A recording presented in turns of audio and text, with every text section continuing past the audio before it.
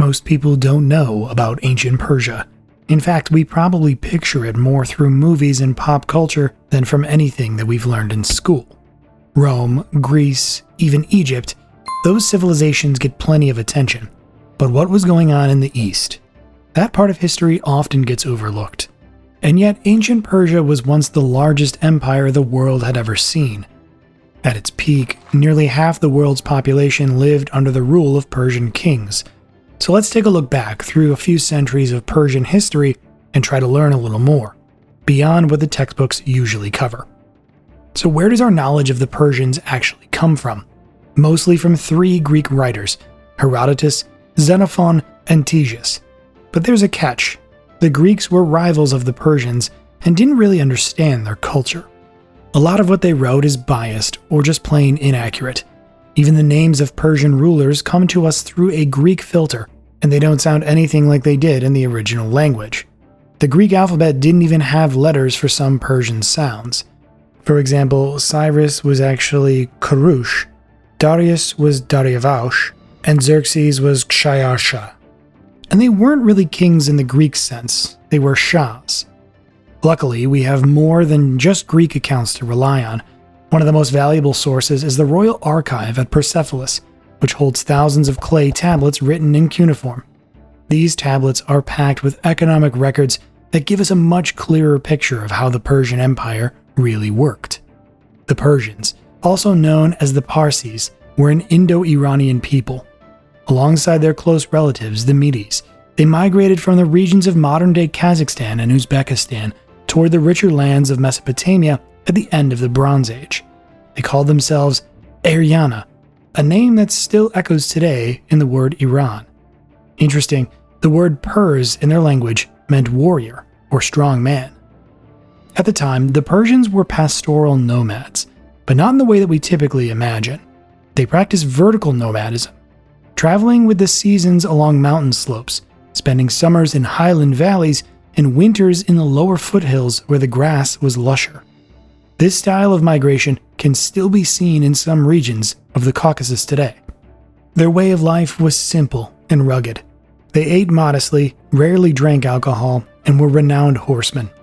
Unlike the people of Mesopotamia, the Persians wore trousers, ideal for riding, and distinctive pointed hats called tiaras.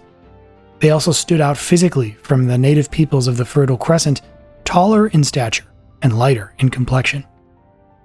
In the 7th century BC, the Persians captured the Elamite city of Anshan. From that point on, all Persian kings would begin their titles with King of Anshan. In the 6th century BC, Cyrus II came to power, the man who would later be known as Cyrus the Great. At the time, the Persians were still vassals of the Median Empire, but Cyrus led a rebellion against the Median king Astyages. Several powerful Median clans, dissatisfied with Astyages' rule, defected to Cyrus. With their support, he defeated the Median army. On the site of the decisive battle where Astyages' forces were crushed, Cyrus founded the city of Pasargadae, which would become the new capital of his growing empire. But Cyrus didn't stop after seizing power in Media. He launched a series of rapid military campaigns, conquering Parthia, Armenia, Cappadocia, Elam, Lydia, and Ionia. Some regions like Hyrcania and Cilicia submitted to Persian rule voluntarily. With much of the region under his control, Cyrus then set his sights on the dominant superpower of Mesopotamia, the Neo-Babylonian Empire. According to legend, the Babylonian king Nabonidus had angered the chief god Marduk. Marduk, it was said, turned to Cyrus and called on him to come to Babylon, depose Nabonidus, and take his place. In reality, when the Persian army approached Babylon, the gates were opened without a fight. The city's nobility, disillusioned with Nabonidus' rule, surrendered the city to Cyrus and welcomed him in. Cyrus proved to not only be a brilliant conqueror, but also a shrewd statesman. He treated conquered peoples with surprising leniency, provided that they didn't put up fierce resistance. Rather than ruling with an iron fist, Cyrus preferred to rely on local elites. Defeated kings were often spared and even granted high-ranking positions within his empire. He generally avoided interfering in the internal affairs of subject nations, and where possible, local officials remained in their post after conquest, which helped minimize resentment among the ruling classes and reduced likelihood of rebellion. Cyrus also freed many peoples who had been displaced by the Babylonians and Assyrians, among them the Jews. He allowed them to return to their homelands and even provided funding for the reconstruction of the temple in Jerusalem. That's why he's remembered with great respect in the Bible. The truth was, Persians made up only a small minority of the empire, roughly 1 in 20 subjects, so Cyrus couldn't rely on brute force to maintain control. Instead, he'd built a system based on tolerance, cooperation, and local autonomy. After conquering Babylon, Cyrus turned his attention to securing the northern borders of his empire from raids by the Scythian tribes. But this campaign would prove fatal. In a fierce battle against the Massagetae, led by Queen Tamaris, the Persian army was nearly wiped out, and Cyrus himself was killed in action. After his death, power passed to his son, Cambyses. Almost immediately, many of the lands Cyrus had conquered rose in rebellion. Cambyses spent the next few years on military campaigns to re-establish control. Once order was restored, Cambyses launched an invasion of Egypt. He captured Memphis, took the pharaoh prisoner, and brought both Egypt and Libya under Persian rule. His next ambitions were to conquer Carthage and Kush, but those plans met setbacks. The Kushite campaign failed due to severe supply shortages, and the invasion of Carthage was called off altogether because of the Phoenicians, key to providing a fleet, refused to fight against their fellow countrymen. Meanwhile, another revolt broke out in Babylon. Cambyses set out to suppress it but fell ill on the journey and died before he could return. Power was supposed to pass to Cambyses' brother, Smerdis, but a man named Darius stepped in. He claimed that the person posing as Smerdis was actually an imposter, a magus named Guamata, and that the real Smerdis had secretly been killed by Cambyses long before. Using this accusation, Darius seized the throne. Darius was not a descendant of Cyrus, so to legitimize his rule, he declared himself a descendant of Achaemenid, the great-grandfather of Cyrus the Great. From that point on, the royal line became known as the Achaemenid dynasty. Like Cambyses, Darius spent much of his early reign putting down revolts across the empire. He launched an unsuccessful campaign against the Scythians north of the Black Sea, added Thrace to the empire, formed an alliance with Macedonia, and fought against the Greeks, although the Greco-Persian wars are a topic for later. Darius is remembered less as a general, especially since he rarely commanded armies himself and more as a great administrator. His legacy lies in the reforms and organization that helped shape the Persian Empire into one of the most advanced states of the ancient world. To improve governance, Darius divided the empire into provinces, called satrapies, each overseen by a governor known as a satrap. Satraps held civilian authority. They managed infrastructure, maintained roads and military depots, collected taxes, and oversaw justice. Initially, satraps also had military control within their regions. However, after several satrap-led uprisings, Darius stripped them of their military power and placed the armies under direct central command to prevent future rebellions. Darius introduced a standardized currency system, the gold daric. One gold daric was worth 20 silver sigloi, or shekels. While coins themselves weren't a Persian invention, electrum coinage had already appeared earlier in Lydia. It was under Darius that the concept of a universal medium of exchange spread widely across the empire. A Persian soldier's monthly pay was 1 daric. For context, a sheep cost about 3 sigloi, and a sack of flour around 2. Darius also oversaw the construction of an extensive network of paved roads. These roads allowed for rapid movement of troops across the empire and boosted overland trade. The most famous of these roads, the Royal Road, connected the Aegean coast in Lydia to Susa, the ancient capital of Elam. Monumental construction flourished throughout the empire during Darius's reign. He made Persepolis, located near Pasargadae, the new ceremonial capital. In total, the Persian Empire had 5 major capitals: Cyrus's capital Pasargadae, Darius's Persepolis, the old Median capital Ecbatana, the Elamite city of Susa, and of course, Babylon. Under Darius, Persepolis became the empire's grandest city, home to massive construction projects like the Apadana, a grand audience hall. Craftsmen from all corners of the empire built elaborate structures, sculptures, and monuments. Just outside the cities, the Persians created lush gardens known in their language as paridata, a word that would eventually give us paradise. The backbone of the Persian army was the Immortals, an elite force of professional heavy infantry. Clad in armor and armed with spears, swords, and bows, this unit always maintained a constant strength of 10,000 men. There was fierce competition for a place in their ranks, and whenever a soldier was killed, retired, or incapacitated, he was immediately replaced, keeping the number steady. However, the name Immortals may be a mistranslation of a Persian word meaning companions, but thanks to Herodotus, the term Immortals stuck in historical literature. The Persian army's light infantry was made up of archers and slingers. Alongside them, the Persians fielded heavy cavalry armed with spears and light cavalry equipped with javelins. Depending on the region of conflict, they also deployed auxiliary troops drawn from the many peoples within the empire: Egyptians, Babylonians, Syrians, Jews, Greeks, and others. In addition, the Persians frequently relied on mercenaries, especially Greeks and Scythians. Persians are often labeled as fire worshippers, but that's not quite accurate. They didn't worship fire itself. Their religion was an early form of Zoroastrianism, known as Mazdaism. Unlike modern Zoroastrianism, this version wasn't strictly monotheistic. The Persians didn't deny the existence of other gods, they simply placed their god, Ahura Mazda, above all others. He was considered the god of gods, just as the Persian king was king of kings, or Shahanshah in their language.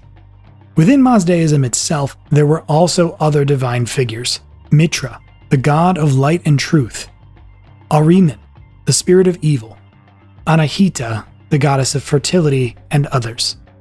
This form of belief is known as henotheism, recognizing many gods while giving primacy to one. Mazdaism was primarily the religion of Persian and some Median elites. The Persians never tried to impose their faith on the peoples they ruled. Their empire was remarkably tolerant of religious diversity.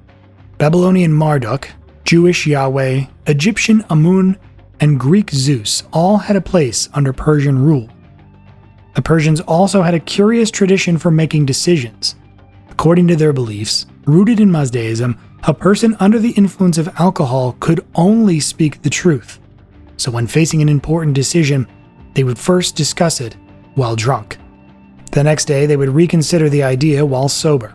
If it seemed like a good decision, it was approved. If not, the whole process would start again. The Greco-Persian Wars began with a rebellion of the Greek colonies in Ionia. In 499 BC, the Ionian Greeks rose up against Persian rule. They were supported by Athens and by Greeks from the Aegean Islands. Not only did they overthrow Persian authority, they even launched a raid on Sardis, the capital of the Lydian satrapy.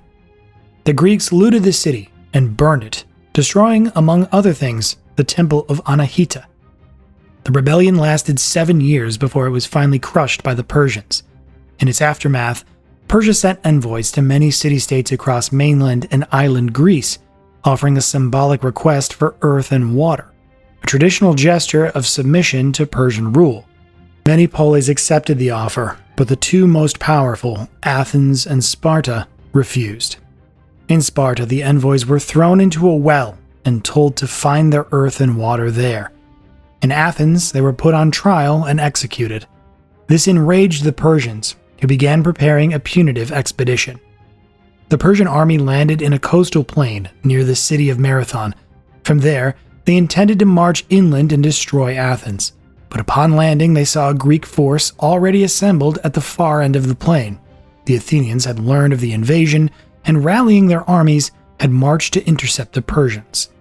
Despite outnumbering the Greeks by more than 2 to 1, the Persians found themselves in a disadvantageous position. The Marathon plain sloped upward, and the Greeks were positioned at the higher end. Any Persian attack would have to be launched uphill. The Persian commander Artaphernes hesitated, unwilling to advance from such a poor position. But the Greek general Miltiades was also in no big rush to fight. He had just received a messenger from Sparta and was waiting for reinforcements. Eventually, Artaphernes had an idea. If the Athenian army was at Marathon, then the city itself must be unprotected. He ordered a withdrawal to the ships, planning to sail around the coast and strike Athens while it lay undefended. At that moment, Miltiades made his move. He ordered a sudden attack. The Persians, caught off guard while reorganizing for departure, were thrown into chaos. The Greek assault shattered their lines, and panic spread through the Persian ranks. While many Persians managed to retreat to their ships and escape, their losses were devastating. About 7,000 elite troops and dozens of ships were lost. Greek casualties, by contrast, were minimal, around 150 men. Despite the defeat, Darius did not abandon his plans for revenge. However, he never got the chance. First, a revolt in Egypt diverted his attention, and not long after that, he died. Darius' successor, Xerxes, assembled a massive army and marched toward Greece by land. Greek historians claimed his forces numbered 1 million men, though that figure is clearly exaggerated. Modern estimates suggest the army was closer to 200,000, still an enormous military force for the time.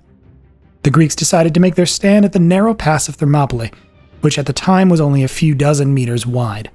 Contrary to popular belief, it wasn't just the famous 300 Spartans who defended this pass. Several thousand soldiers from other Greek city-states also took part. Nevertheless, the battle was lost.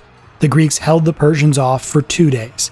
On the third day, most of the Greek forces withdrew, fearing encirclement. Only the Spartan contingent and a handful of others chose to stay behind, numbering no more than 500 men. Against such overwhelming numbers, they couldn't hold the pass. By the end of the day, they were surrounded and killed to the last.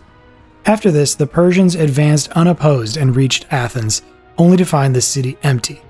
The women and children had been evacuated to the Peloponnese, while the men had taken to the sea to confront the Persian navy. The two fleets met near the island of Salamis in what would become the decisive naval battle of the Greco-Persian Wars. The Persians had the numerical advantage, but their ships were smaller and lighter. The Greek fleet, composed of mainly heavy triremes, managed to lure the Persian navy into the narrow strait between Salamis and the mainland. Once inside, the Persians lost their key advantage, maneuverability. The heavy Greek triremes struck with full force. The Persian fleet was devastated, losing around a third of its ships and retreating in panic and disorder. With their navy shattered, the Persian army lost its primary supply line. The Persians burned Athens but soon began a retreat towards the Hellespont. That retreat quickly turned into a chaotic rout.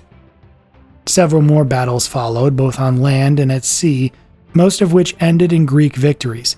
Eventually, the Persians were forced to agree to peace. Under its terms, they gave up control of all Aegean islands and the coast of Asia Minor.